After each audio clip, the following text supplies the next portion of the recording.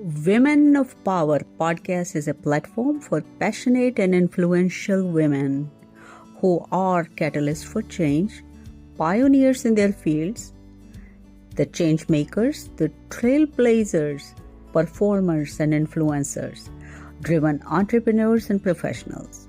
They play a vital role in driving economic growth and bridging the talent shortages across organizations of various scales. Building cause-based businesses to create positive impact in their communities and towards sustainable goals for the people, planet, and prosperity. In every industry, women are shattering barriers and strive to create a space where they can exhibit their achievements and motivate other women to unleash their limitless potential. We encourage collaboration, networking, and knowledge sharing among women. Let's inspire and learn from one another while sharing our valuable experiences. Thank you for joining us and listening to this episode. Hello, and welcome to another episode of Women of Power. Women of Power podcast is a platform for passionate and influential women who are catalysts of change, pioneers of their field, the change makers, trailblazers, performers, influencers, and driven entrepreneurs and professionals. They play a vital role in driving economic growth and bridging talent shortages across organizations of various scales, building causes-based businesses to create positive impact in their communities towards sustainable goals for the people, planet, and prosperity. The Women of Power is a dynamic platform that recognizes the incredible potential of women as a driving force behind the global economic growth. It is a platform that celebrates and empowers women of passion and power. Today, my guest is another passionate, dynamic woman, and I can't wait to introduce her. Lumbie Mlambo. She is a computer science and a mathematics graduate from Indiana University. She is an enthusiastic supporter of clean water and giving women and girls the tools they need to live healthy and productive lives. She is also a philanthropist and a global goals ambassador. She was raised in a rural area of Zimbabwe. Lumbie Mlambo, welcome to the podcast. How are you? I'm doing phenomenal, and thank you so much for having me on here. I'm excited to talk to you. I've been looking forward to this moment, and I am just thrilled, looking forward to it. Welcome. I know that your accomplishments are outstanding. I am not sure of all the acronyms, but you are AABLA and CNBC Africa Philanthropist of the Year. You have been the Business Heroes, Africa's Business Hero Judge, Global Goals Ambassador, and 2019 UN Global Leadership Award recipient. Also a Rotarian. Tell me, you're nicknamed as a water lady. Let's get started with that. How did this come about, being nicknamed as a water lady? I don't really think it's a nickname. Okay. I think it is more in line with what I do and very much appropriate. People see me coming all the time, and every time I'm talking water. And yet, I often hear too from my team that I don't talk much about water. And I'm always surprised because I would like to count how many times I say water in my speeches or water lady in my speeches. So I think people named me that because they said, have you nothing else to talk about other than water? I mean, do you just represent people all the time that are in need of water? And should we just call you a water lady? I said, yeah, sure, call me a water lady. And that name just resonated then. And I thought it was just at one place. But wherever I went, people were like, oh, here comes the water lady. And then it just stuck. And I love it because it is what I do. It is me. That is me. That's what I do. I provide access to clean water for women and girls in underserved and impoverished communities. And I work with science and technology institutions to understand which clean water solutions to install in that particular community that are sustainable and customizable, because there's no one size fits all. So our communities, or the communities that we work in, are special. So we treat them special. We give them that, special treatment. So yeah, Yes. that's how the water lady name kind of resonated. And it's, yeah. Hey, And I embrace it. that's fine. That's fine. I mean, it's okay to be recognized for something that aligns with your efforts. So there is so much to talk about when it comes to clean water, or accessibility to clean water in many parts of the world. So its value doesn't diminish, as it's one of the basic necessities, right?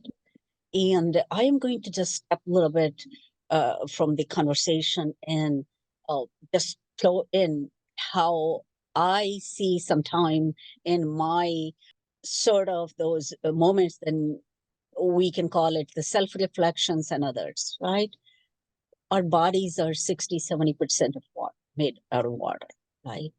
We need water as our basic necessities, either to bathe, cook, or whatever, water our lawns. And we don't think of that, the necessity of water, as a importance much, because it's available to us everywhere.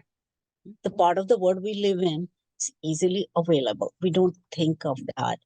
That there are communities and people that just having access to the basic necessity is not available to them. The importance of having in a close distance, so to speak, to fetch water. And the organization, JB Dandolo, that you're working on, that you're founder of this, and you're working on it to provide education and accessibility and whatnot. It just brings the fact that there is so much need to continue this work. Would you like to reflect a little bit when you get started on this initiative? Well, yeah. So when I started, really, it was a matter of, pursuing my father's dream, my father's goal, to finish his work, because he was, at the time, he was very ill. And it was not even clean water then. It was totally something different. Water is something that I just stumbled upon while working on a project for my father. And when I got there, the community there didn't really want, they were not really interested in me finishing the work that my father was doing. They were more interested in the water. And I kind of wondered why, because I never run into this issue before. That's when it became prevalent to me that water is really an issue everywhere, not just in Zimbabwe, not in India, or it's an issue everywhere you go. You may have some areas with water and some areas without water. But even if you do have water, it doesn't necessarily mean that it's clean water and that is consumable. So some of these communities that I was working in, I found that, most of their water was, if it was there, it was either clean but contaminated, or clean but, not for consumption at all, but for other things. Or sometimes it was really clean and, ready to consume. All we needed to do was to just test, go in with science and technology institutions and test the quality. And oftentimes we found out that there were chemicals that were not, good for our bodies. Yes. So, and sometimes it was muddy water. You would think that human beings don't drink muddy water. But in some areas, people are drinking actually mud water, because it was that was the only thing that was available. Only thing available. I see. So yes. that helped me understand and realize that it's not just in Africa where the water is an issue. It is all over the world. In the US, there's a water issue in Flint, Michigan, for example. Lead poisoning. So it's water issues are everywhere in the world. It's just that it's hard for just anybody, human being, just going about their businesses to say, oh wow, let me go check this water to see what it's like. The only time you know about it is when people start complaining, start saying that we are sick, everybody's sick, and we don't know why. And you find out that they're sick of the same thing. Then you start to wonder, what are you all eating? What are you all drinking? But now we've known that when we hear that a community is just sick of something, they don't know what it is, we go straight to the source. Water. Where do you get your water from? Let's test it. That's how we find out. So you brought up Flint, Michigan. Yes, lead. Nobody would think of that being as such a industrialized nation on the planet will have any water contamination issues, but there are, right? So very true. The water, the clean and clean drinking water to be available to people where they are. It can be anywhere. Yes. So let's go back a little bit on, you mentioned you wanted to continue your father's work. So what kind of, share any challenges that you faced during that, and how did you overcome them? What it took to convince the community that? Oh man, there were so many challenges that I faced. As an entrepreneur, to be honest with you, not just myself, but any entrepreneur faces certain challenges. So it is not like a surprise or anything. But in my case, being a female and a Black female, I ran into issues of systematic barriers and agenda bias, for example. And some of these issues really had to do with access to funding. Because people look at us and they'll be like, well, if you're providing water for so many people, that means you have funding. Yet that is not the case. We actually go out and seek funding, by, running like fundraising campaigns. We campaign for each of our projects. We are probably one of the least funded organizations everywhere else. The least, in that we go out and actually reach out to individuals like you and I and ask them for help to fund a project. And that is not easy, because here's the thing, as a female, is that we are judged and stereotyped as high risk, when it comes to investments or anything like that. So therefore, the lack of funding is based on that trust, that lack of trust, and that constant judging that we see to say, do you actually measure up to other companies that are really doing well? So I think that because they are measuring us up, quote unquote, they're profitable companies. So as your nonprofit, as a mission-based, humanitarian-based cause, you're compared with a established profitable business. Exactly. Yeah. So that becomes an issue, because that's not how you look at things. That's not how you fund women. And for agenda bias and stereotypes are really, really, I call this discrimination and bias, because in various ways, by that I mean, you find that there's so much unequal treatment when it comes to negotiations, and there's so much limited access to networks, the resources that you actually need, to grow your business. So that limitation to the networks, it's a showstopper right there, because that is critical to our growth.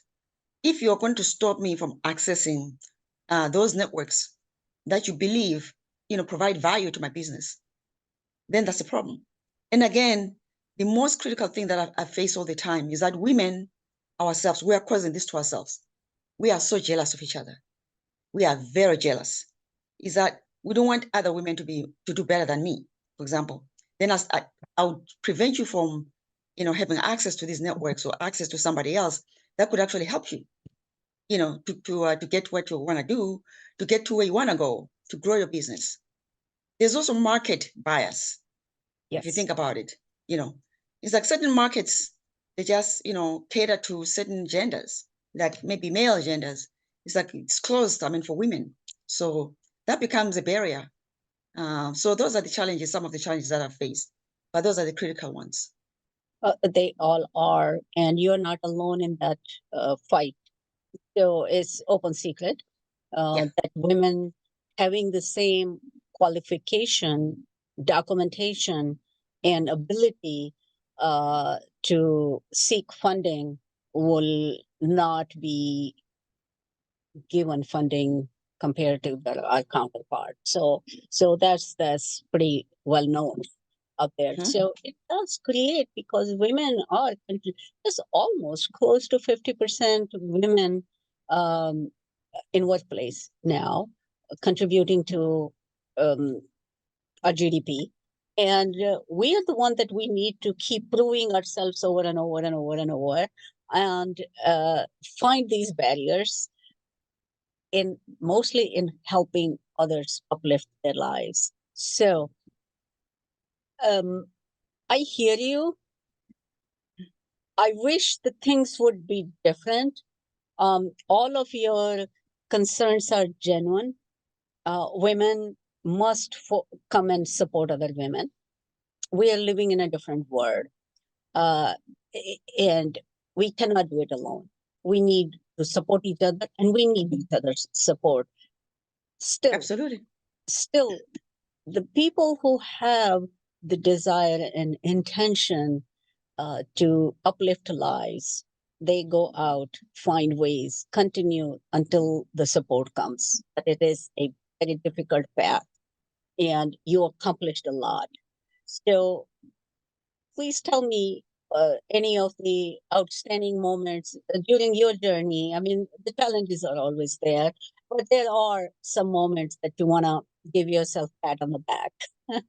And there are moments that you want to say that, okay, despite the enormous obstacles, we have come this far. So how is this project doing right now? Well, I think we've, come a long ways, definitely. I believe that, because we have so many projects when it comes to water. Mhm. Every request is a project. When someone says, I need water over here, it's a project. It becomes a project. Mhm. So we've executed many projects, despite the lack of funding, proper funding, and all that stuff. We've empowered a lot of people with clean water, access to clean water. We've touched over 120,000 lives in Zimbabwe and also in the US. And so I would say that, we are doing well given the limited resources that we have with what we have. We've learned to overcome the challenges and see them as opportunities instead.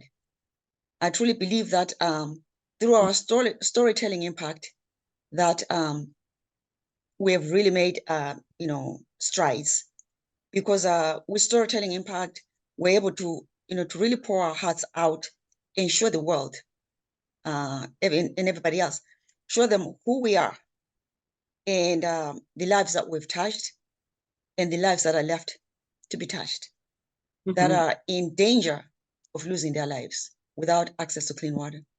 So I really think that through collaborations with other companies, it's been very helpful.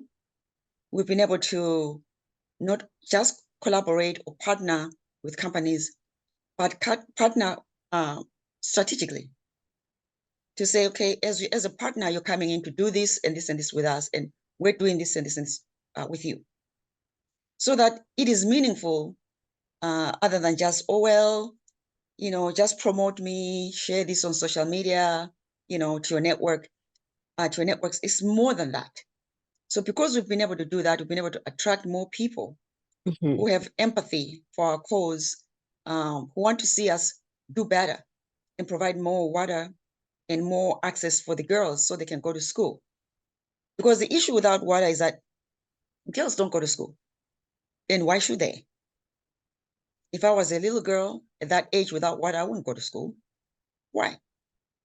I mean, girls need water for their hygienic and for their just, hygiene, administration, menstrual, periods and stuff like that. They need water. So they won't go to school. So, but with us providing that water, making sure that water is available in schools, like what we did this month with the community impact women and the youth that we've been showcasing throughout the month of March and up to now, they funded a system. These are individuals.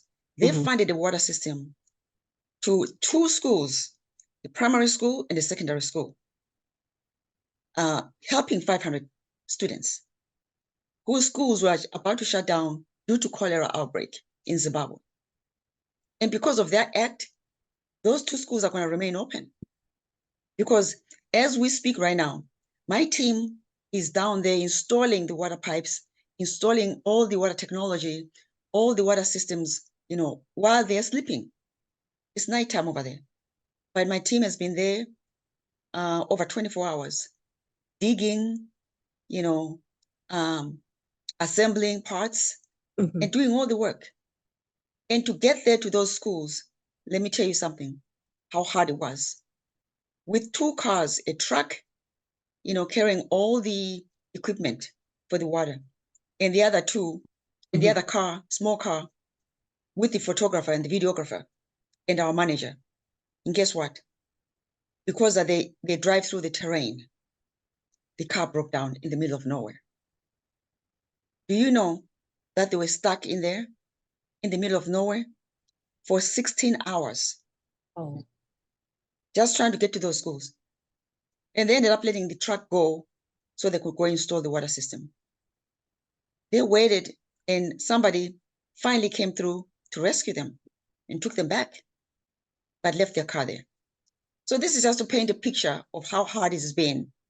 And as I reflect on this, what they were telling me today, I just couldn't help but think what it would be like if some good Samaritan out there said, you know what, guys, let me give you a car, a better car, so that you guys are able to travel and reach those communities that are so hard to reach. Because these schools are very hard to reach. I mean, those that have been there would tell you that they're never going there again because they will never get there. Yes, there is a burnout from all this effort being put in, and obstacles come in just managing through the rough terrain. I can only visualize that, and just, people who are going there and doing the work, they understand how difficult it can be. I want to ask you a couple of questions on as we are in this AI generation of tools and innovations and things. It came across a lot of organizations such as yours that doing DIY type of projects using solar lights to help people in remote areas to whatnot, and where there is no running water, providing filters. Are you in touch with any organization, or would something like that, any research organization with funding who have developed some sort of these filters that people, even if they have the water closer, they're able to do filtration on their own? So yes. Okay. All right. Yes. We have been in touch, but we'll continue to reach out and ask for people to refer people to us, any organizations like that to us, because we do work with science and technology institutions for our work. So we do know that not every time when we drill that we'll find water. Most of the times, actually 50% of the time we don't, and we would have wasted so much time and money doing that. So with technology, however, interventions, we know that it's possible to find water above ground or through the atmosphere, and to even filter using certain things. And we do use solar and all that stuff, but we're always looking for new technologies, any breakthrough technologies revolutionary technologies, we want to see that. We want to be in contact with those people. Okay, I want to put it out for our listeners and viewers. So please reach out if you have any information. This was going to be all over on our social media accounts for her and for ourselves, and LinkedIn and stuff. So please do reach out if you have any recommendation for Lumbie's organization. Because these small filtrations, or even in the nighttime, people, the volunteers or the workers who are driving through those trains, any type of equipment that can be used, and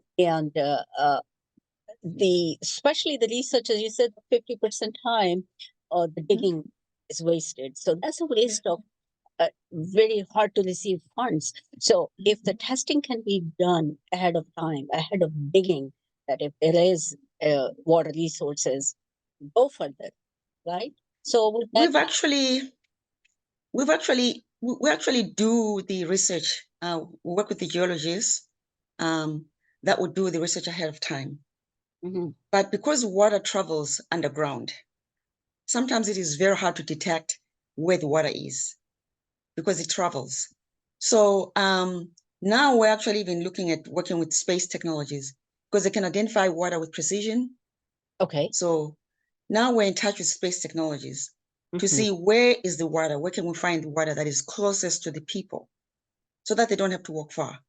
Because we don't want to find water that is too far again, where women spend hours and hours collecting water. That doesn't solve the problem because we're trying to shorten the distance. Yes. So the closer to their dwellings or their, headquarters, their houses, the better. Yes. That way they won't have to be Safety is assaulted an issue walking as through well.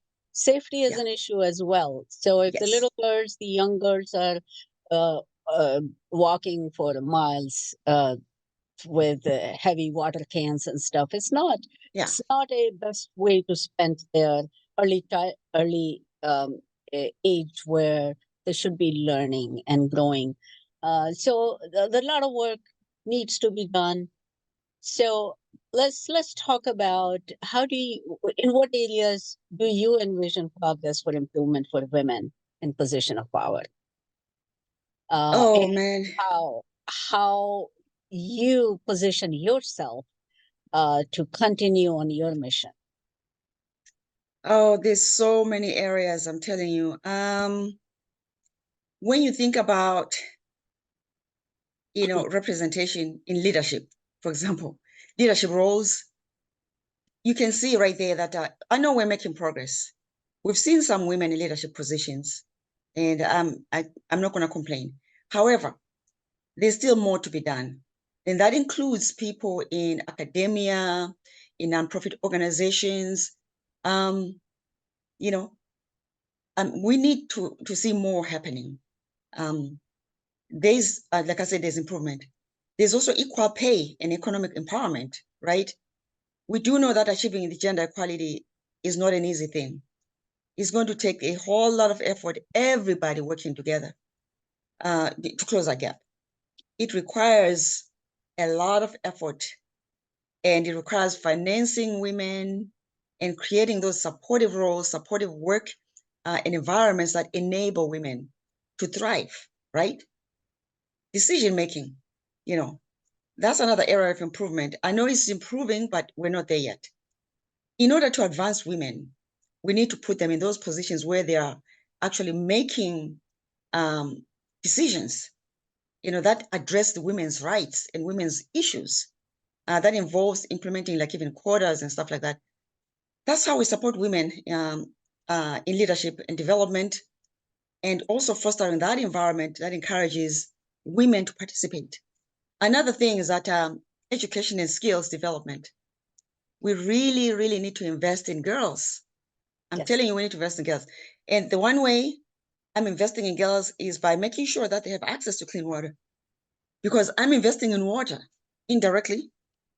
And I know that is not indirectly so, because that water, the girls drink that water, they use it in schools so they can stay in school and get educated.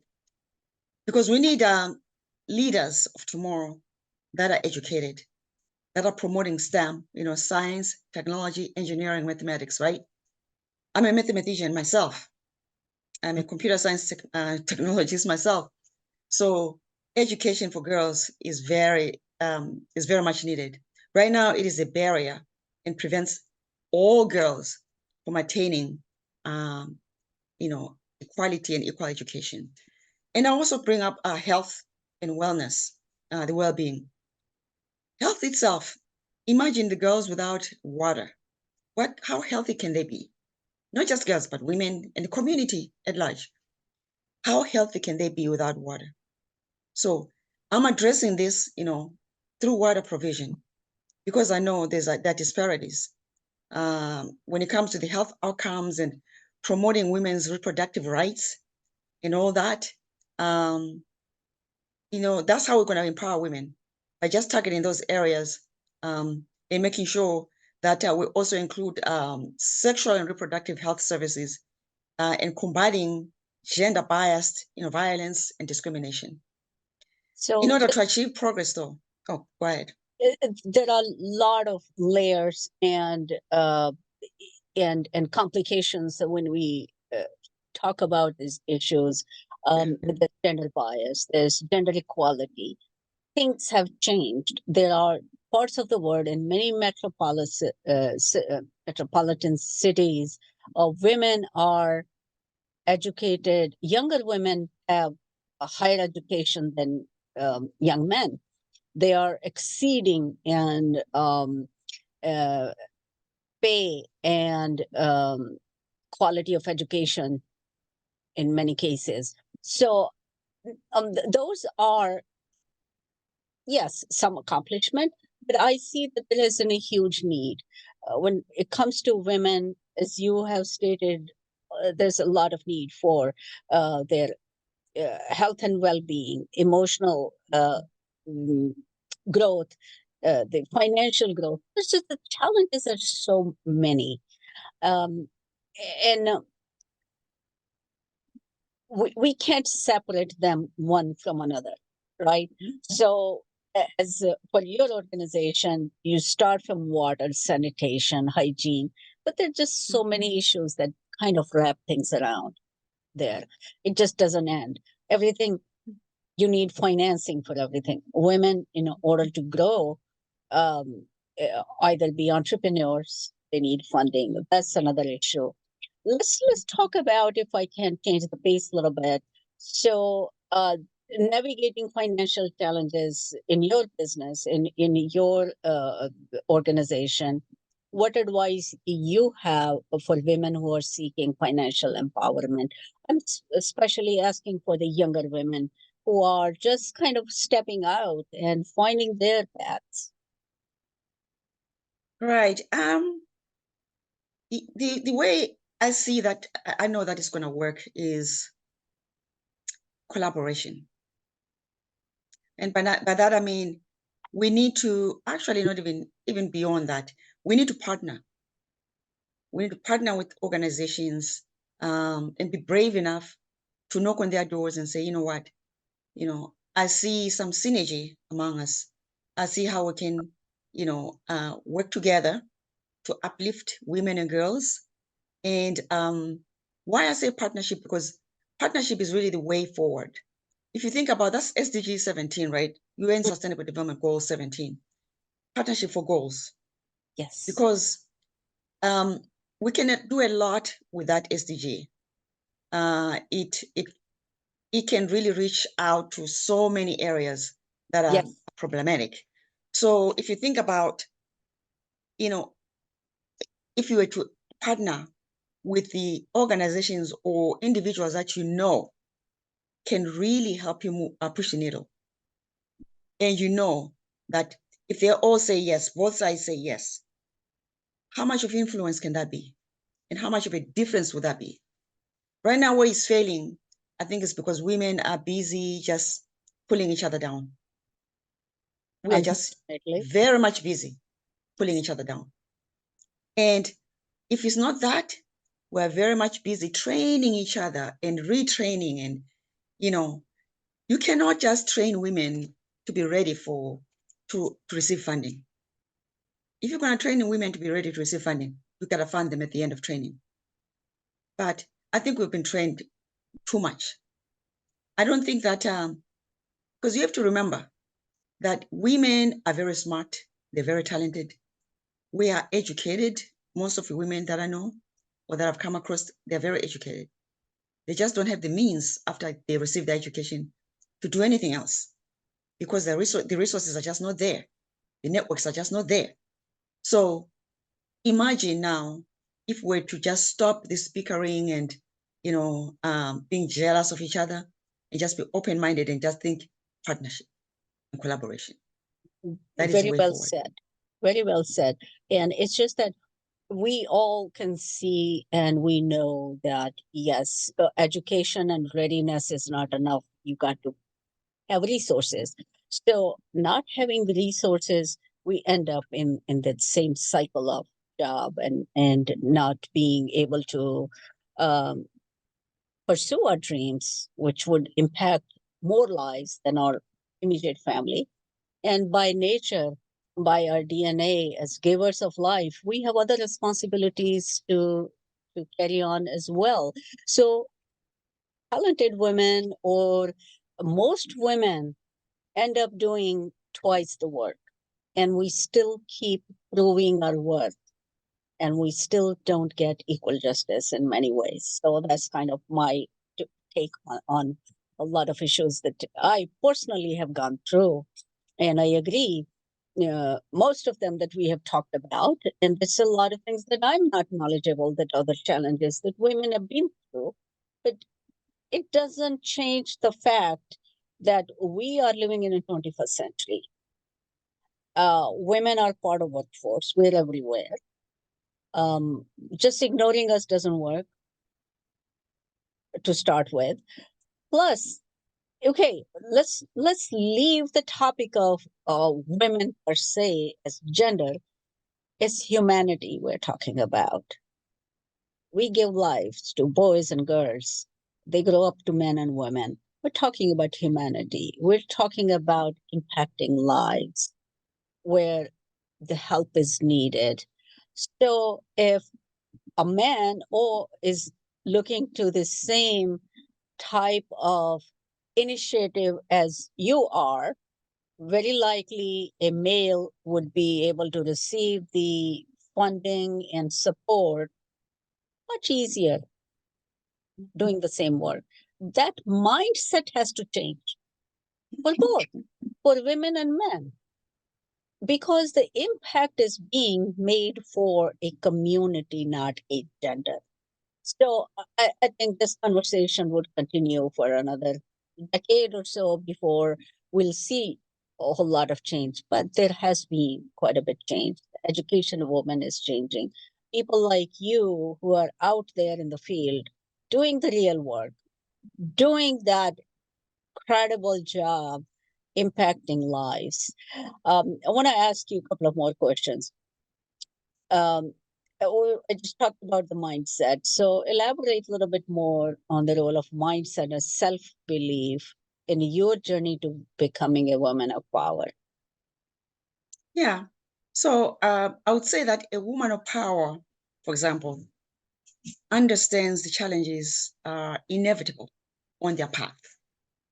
In order to succeed, they view themselves as just someone who thrives and looks at everything as an opportunity for growth. And they learn from the setbacks. She harnesses her inner strength, and conviction to navigate through all these adversities and drawing upon her self-confidence and the belief that in her abilities to persevere in the face of challenges, and that through self-reflection, there's a continuous learning, and she embraces the growth of this mindset and shift mindset. She cultivates that resilience and adaptability, right? And that enables her to overcome all these challenges and all these obstacles with grace. And she emerges stronger and more powerful than ever before. So by fostering a positive mindset and unwavering self-belief, she becomes a beacon of inspiration and the empowerment for others. So paving the way for her own and the successes for others requires that kind of mindset, that kind of strength in that woman of success. So I am that woman, and I'm on that journey to becoming the water lady. And that's how I became the water lady. I salute you. Regardless of the acronyms or the titles that we receive, the woman of power is a woman of power, the power with grace, and that reflects. And I think this is such a good way to be role model to others, not just for the young girls, but young boys also. Because as a young mother, when we're raising boys and girls, they are looking at what we go through. They're realizing at what we go through. And having that kind of resilience, as you talked about, helps both, right? And I am really of myself of that mindset that we need to change the paradigms of that gender bias, or it's in the past. The things what women are capable of doing and accomplishing today, they do need our acknowledgement, and we need to acknowledge each other, not to just to kind of put them on a pedestal, but it's just that they have come across such a huge battle to be here where we are, giving women the support. It's not something that just because there is a quota reserved that we need to set aside and help them. No, it's the need of our time that we are living in. Women are equal partners, and let's acknowledge each other to be that equal partners. I want to give you um, uh, something to share with our viewers, listeners. Anything is on the top of your list that your organization is in need of technology, support, innovation, research, equipment, what's at the top besides funding that people can reach out to you? You can reach out to volunteer. We have a lot of work. Okay. We have a lot of work. If you're good in technology, or you can also reach out to, if you wanna do an in-kind donation. Okay. You can donate anything that girls would use. You can donate books. You can donate hygiene products. Okay. We are also in dire need of a transportation. If Okay. you have a car that can be used in like the terrain and like worst terrains ever, Okay. that you want to donate, that you're not using, or you're just a good Samaritan, you just want to give, donate a car, we would like that. So Excellent. that's what we're looking for. I want to repeat to our listeners and viewers, so wherever you are, we are going to share the information here. Please reach out, and a donation of a vehicle or in-kind donation, or be volunteer. If you are a technologist or can provide some guidance or resources on sanitation that JB Dandolo is working on, that would be highly appreciated. And I really admire you, the work that you are doing, and I wish you a lot of success. And so glad to have this conversation with you, and this won't be the end of it. And I'm sure that we will circle back again in future to see and maybe have some other stories to share how your work has progressed in the region. And thank you for being on the show. Thank you so much, Ritu. I really appreciate it. I was looking forward to this, and I'm so glad we finally got it done. Thank you. And to all the listeners, cheers. Thank you. Thank you for listening to this episode. We hope that information our guest has shared is helpful and you are taking away valuable tips and knowledge. We are committed to supporting women and building cause-driven businesses that create positive impact in their communities. Join us in the movement for change. Take action now and be part of Let's Come Together movement. Together, we can recognize, celebrate, and empower women who are making a difference in today's economy. Connect with passionate and powerful women, collaborate on cause-driven businesses, and build a better future for our